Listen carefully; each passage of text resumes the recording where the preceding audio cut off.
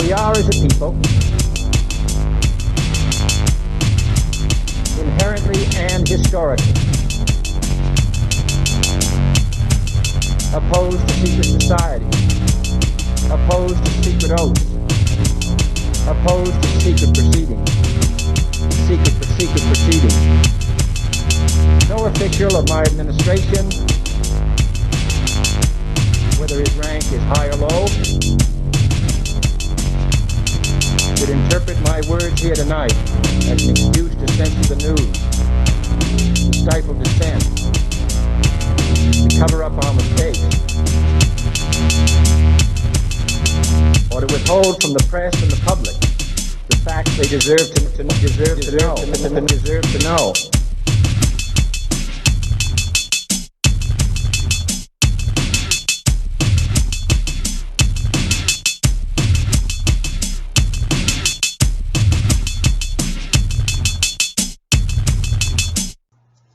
Welcome to Conspiracy Corner Podcast, everyone. This is Abe, your host. It is 5:42 a.m., January the 22nd, Saturday. Just got off work. Still freezing out there here in Kentucky.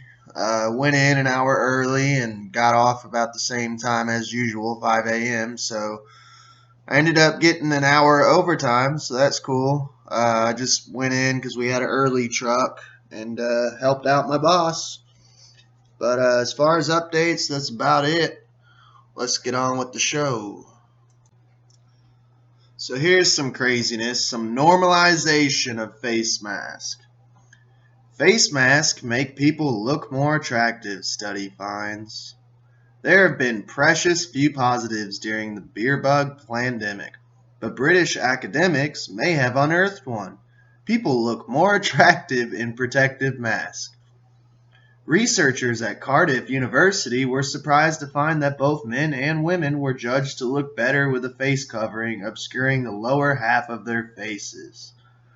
In what may be a blow for producers of fashionable coverings and the environment, they also discovered that a face covered with a disposable type of surgical mask was likely to be deemed the most appealing. Bullshit.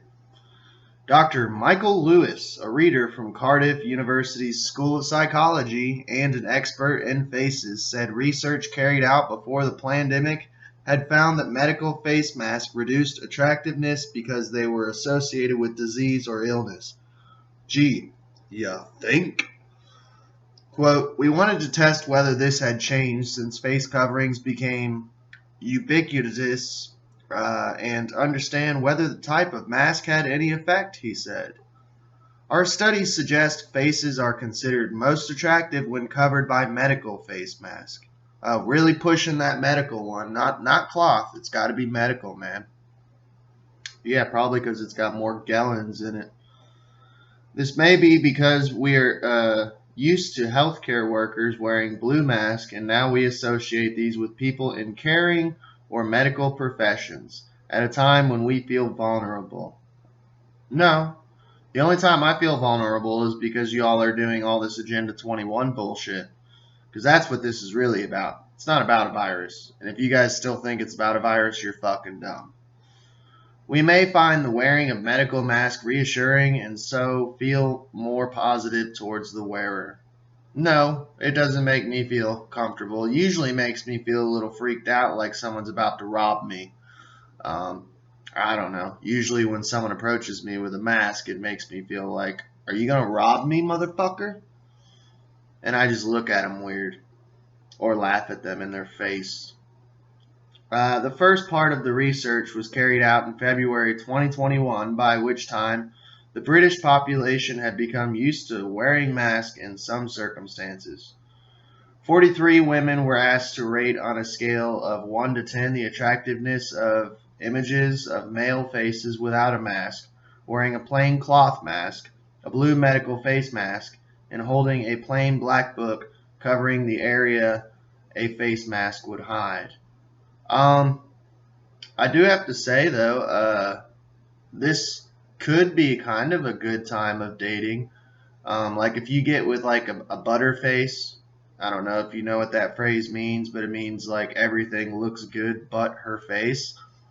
Like you could get with like a hot chick, like who has a hot body, but like maybe she has like a busted face. And you know, if she's really into wearing the mask, like it could honestly be like the perfect relationship because you never have to look at her ugly face, you know? Sorry, it's just an idea. I'm trying to find some positive loopholes in this nonsense. Hey, it'd be good too. Like this is the perfect time to be an alcoholic too, because you could just act like you're paranoid of beer bug and just wear a mask all the time, and no one smells alcohol on your breath. There you go. See, there's 2 pluses already. The participants said those wearing a cloth mask were significantly more attractive than the ones with no mask, or whose faces were partly obscured by the book. But the surgical mask, which was just a normal disposable kind, made the wearer look even better.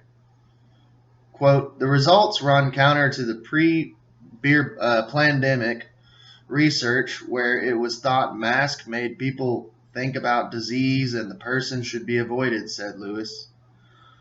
The pandemic has changed our psychology and how we perceive the wearers of masks. When we see someone wearing a mask, we no longer think that person has a disease. I need to stay away. No, I just think, idiot. I just look and I go, oh, you're an idiot. Okay, gotcha. Like the other day, I seen a man and a woman walk into the grocery store where I work. The man didn't have a mask and the wife, or the woman, girlfriend, had one. And I'm like, why? I just don't get it. Like, none of this makes sense anymore. None of it makes sense. Quote, this relates to evolutionary psychology and why we select the partners we do. Disease and evidence of disease can play a big role in mate selection. Previously, any cues to disease would be a big turnoff. Now we can observe a shift in our psychology such that face masks are no longer acting as a contamination cue. No, it's just a retard cue. Lewis said it was also possible that masks made people more attractive because they directed attention to the eyes. He said, well, I do have to say that, though. I actually kind of agree with this Lewis guy on that. I've noticed like there's a lot more eye contact now that the sheeple are wearing Mortal Kombat costumes. He said other studies found that covering the left or right half of a face also made people look more attractive. That's weird. Partially because the brain fills in the missing gaps and exaggerates the overall impact. That's actually quite interesting. The results of the first study has been published in the journal Cognitive Research, Principles and Implications. A second study has been carried out in which a group of men look at women in masks. It has yet to be published, but Lewis said the results were broadly the same. The researchers did not ask the participants to spell out their sexual orientations. But there you have it. They're trying to normalize mask and trying to put a spin on it as if it's sexy or hot when it's not. At least that's just me. Honestly, I feel bad for people who are dating at this period of time. Like, if I was dating right now, I would, first of all, like, as soon as they'd say they're, like, VAXX'd, I'd just be like, oh, this ain't gonna work. Yeah, that's what I need, dragging you into my bedroom and you shedding all over my fucking bed sheets. I already have autoimmune deficiency. I don't need you shedding all over my fucking house. Like, no. That and like, I don't know, I swear if I seen someone wearing a mask like on a first date, like I'd probably like just walk out and leave the bill to them. I feel so bad for you single people right now. I truly do. But yeah, let's get on with the next story.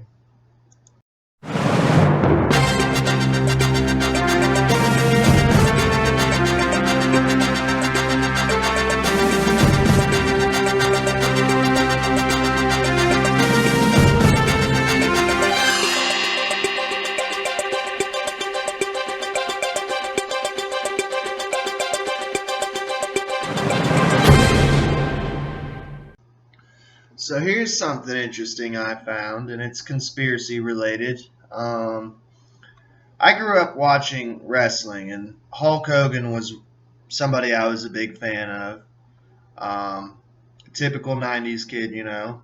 But it's about the recent Bob Saget death, and Hulk Hogan chimed in on it, and I found it kind of interesting. But Hulk Hogan appears to share conspiracy theory about Bob Saget's death. WWE legend Hulk Hogan appeared to post and then delete a conspiracy theory that linked Bob Saget's death, along with Betty White's recent death, to the beer bug V word. Saget passed away on Sunday at the age of 65 after he was found unresponsive in his Orlando, Florida hotel room. A cause of death has not yet been confirmed, but authorities have said that no foul play or drug was used. Quote, at this time, there is no evidence of drug use or foul play, Orange County Chief Medical Examiner Joshua Stephanie said in a statement to CNN. Quote, the cause and manner of death are pending further studies and investigation, which may take up to 10 to 12 weeks to complete. YouTuber Josh Prey shared a video on Facebook mourning the late Full House star, but many commenters left posts suggesting that his death was caused by the beer bug V word. One person wrote, well, many directions we can go with this, but I will take jab for $500, Alex. It was under this comment that Hogan sent a reply saying that Saget's death, along with White and Sidney Poitier, was due to the booster V word. Hollywood legend Sidney Poitier died last week at the age of 94. I'm not sure who that is, but honestly, dude, at 94, like, she was bound to die anyways. Plus, Betty White was turning 100, so I don't really know if I fully agree with that. I'm not sure even if their jab status. I'm not sure, honestly. I know Saget was triple potioned up, but I'm not sure about the other two. Hogan's comment read, 100% Betty and Sidney were also jabbed. They're dropping like flies, but they'll never say it. Screenshot was shared on Reddit. Haha, love it. I love Hulk Hogan, man. He just earned like 10,000 more points in my book, man. The wrestler has since deleted the full comment, but many other Facebook users noted that he replied and took screenshots. So yeah, his handlers, I'm sure, were like, quick, delete this shit. Yeah, and there's screenshots you can look at. That's fucking hilarious. While the original comment has been deleted, a partial post from Hogan remains under the video. Below is a screenshot of the partial comment obtained by Newsweek. Hulk Hogan, bruh. Yep, that's awesome. Newsweek has contacted a representative for Hogan for comments. And let's see. Following the death of Golden Girls star, comedy icon Betty White, similar rumors linking the V word to her passing began circulating, only to be dismissed by her agent. Quote, my understanding is it was natural causes. She died in her sleep in her own bed. It's just as simple as that. Jeff Whitjus, her agent and longtime close friend, told ABC News. Betty didn't have illnesses. She didn't have anything. People are putting it out there that she had died, that she had the booster on December 28th, and that she had side effects. She never had a booster. They're politicizing her death, and they shouldn't do that because she wasn't that type of person in life, Whitjus said. Speaking to People, Whitjus said, Betty died peacefully in her sleep at her home. People are saying her death was related to getting a booster shot 3 days earlier, but that is not true. She died of natural causes. Her death should not be politicized. That is not the life she lived. But there you have it. Hulk Hogan wears a tinfoil hat, boys and girls.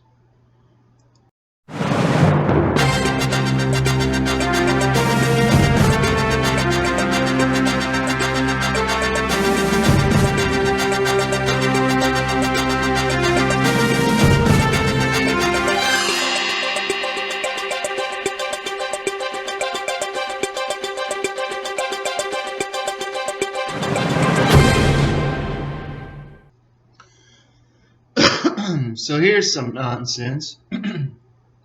PC language. Microsoft Word goes woke in one small step for humankind. Microsoft Word has introduced a new political correctness feature to encourage users to be more woke.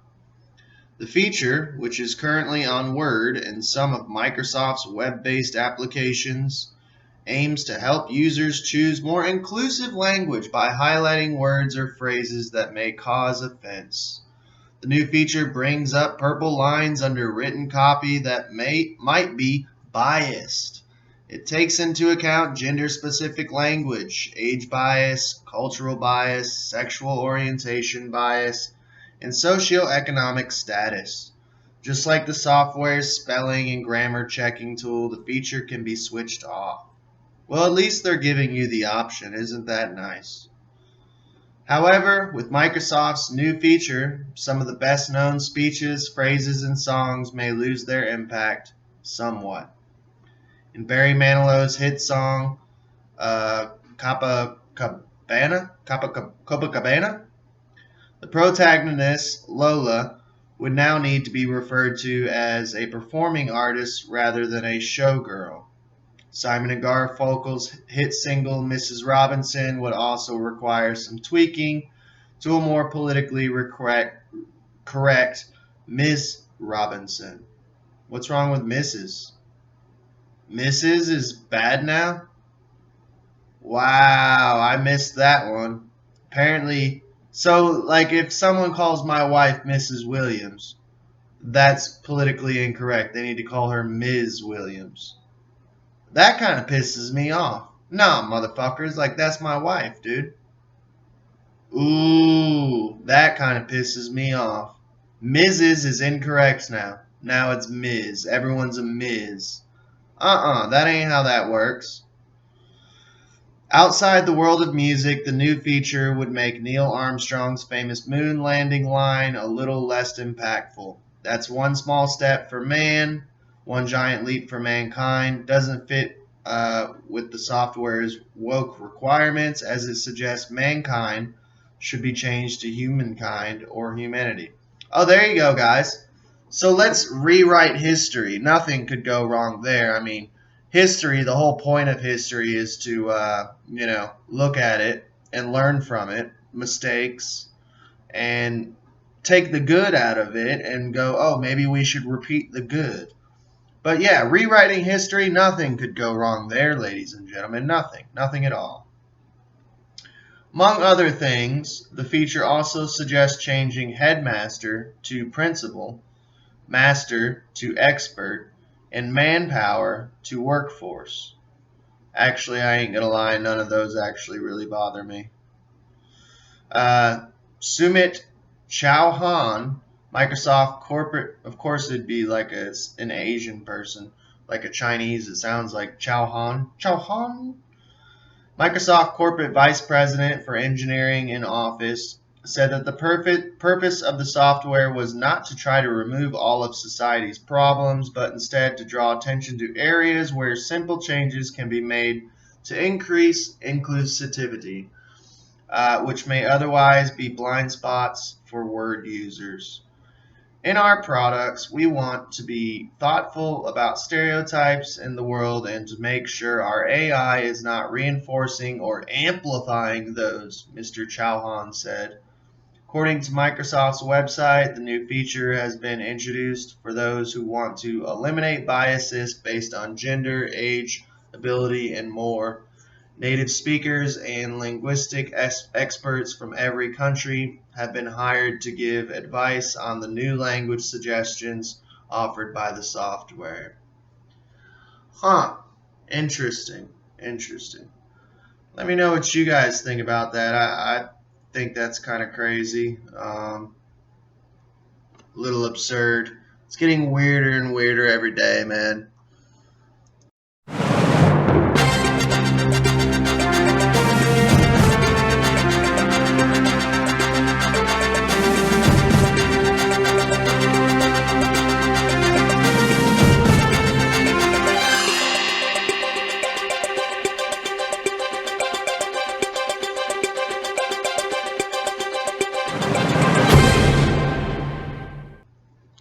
All right. So, awesome news.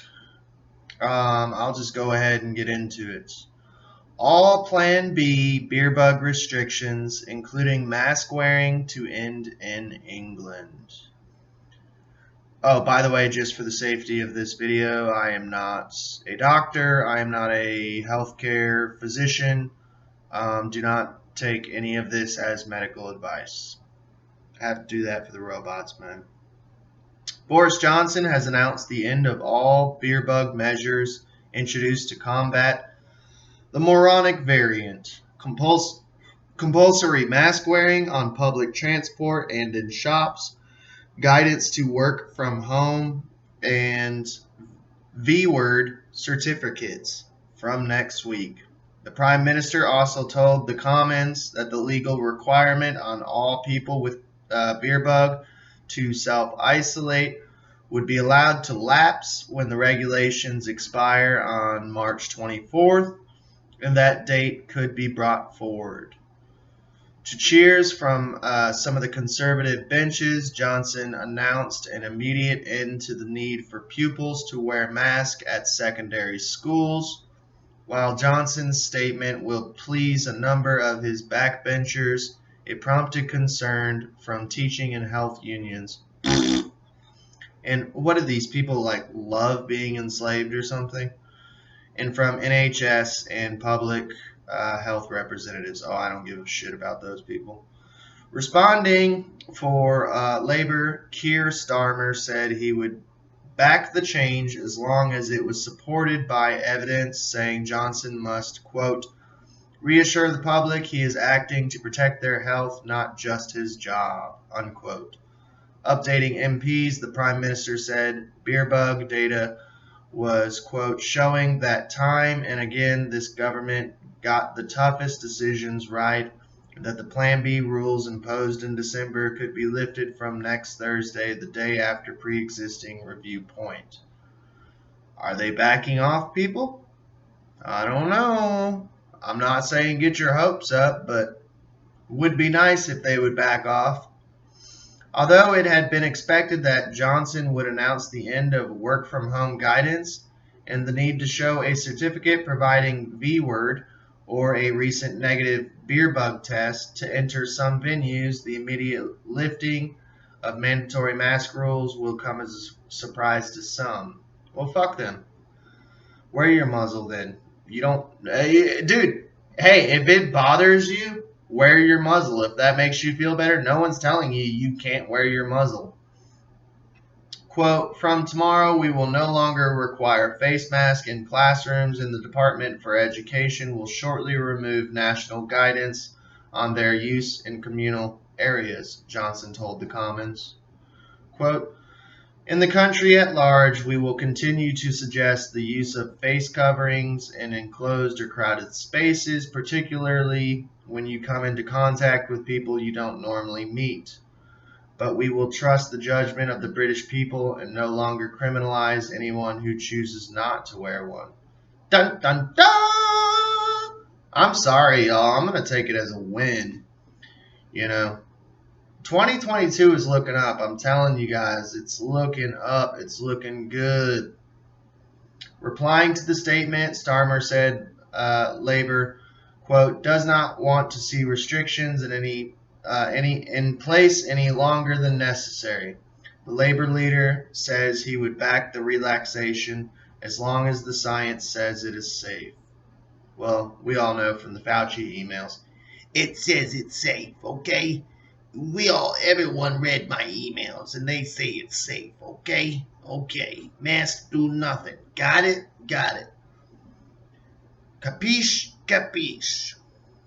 Teaching unions expressed concern about the sudden change, warning that many head teachers in England were still seeing widespread disruption to education owing to the beer bug. Mary Bowstead, Joint General Secretary of the National Education Union, said, while the trend among secondary-aged children is down, it is however uncertain due to the short time schools have been back since Christmas holidays that this trend will continue. Such uncertainty could lead to a pronounced risk of increased disruption with children and staff having to isolate. Saffron Cordery, the Deputy Chief Executive of NHS Providers, which represents NHS Trust, warned that there were still nearly 20,000 beer bug patients in the hospital, at a time when the NHS is already at full stretch and contending with the toughest winter on record. In some regions, we're still seeing increased infection numbers. Sounds like a dweeb.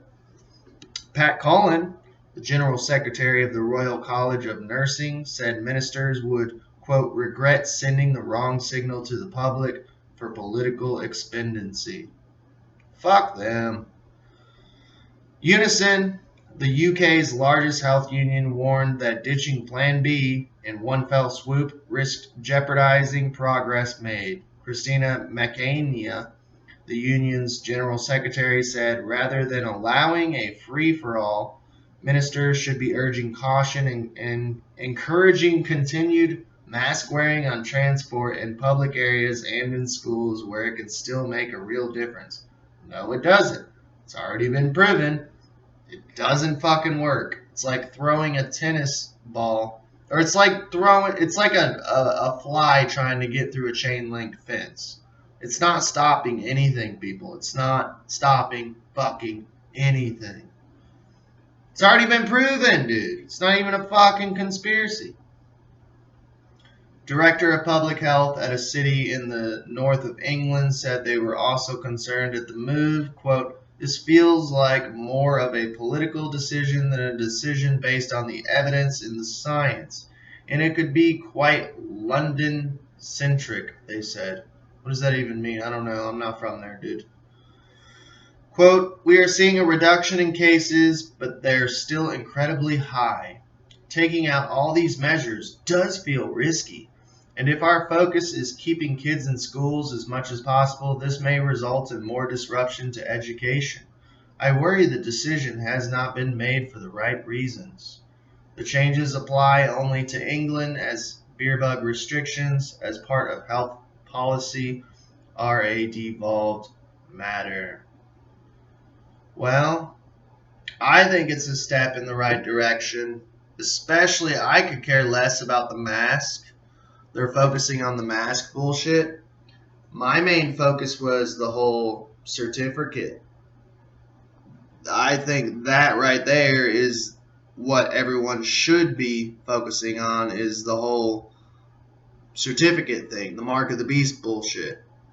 Check out an episode I did a while back. I actually get into, honestly, the mark of the beast, going through Revelation 13, and I can't remember which episode because I put out an episode just about every day. So a couple episodes back, I'll link it in the credits of this video if you're watching on YouTube.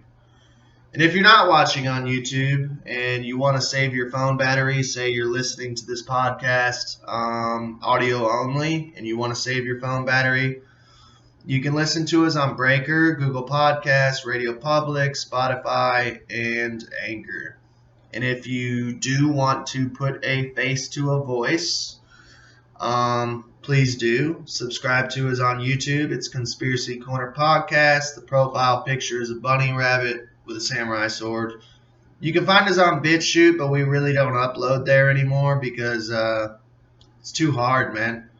And we're also on YouTube, UGE-tube. So find us on YouTube, and I'm going to get on to my wife and see if she can upload more on there.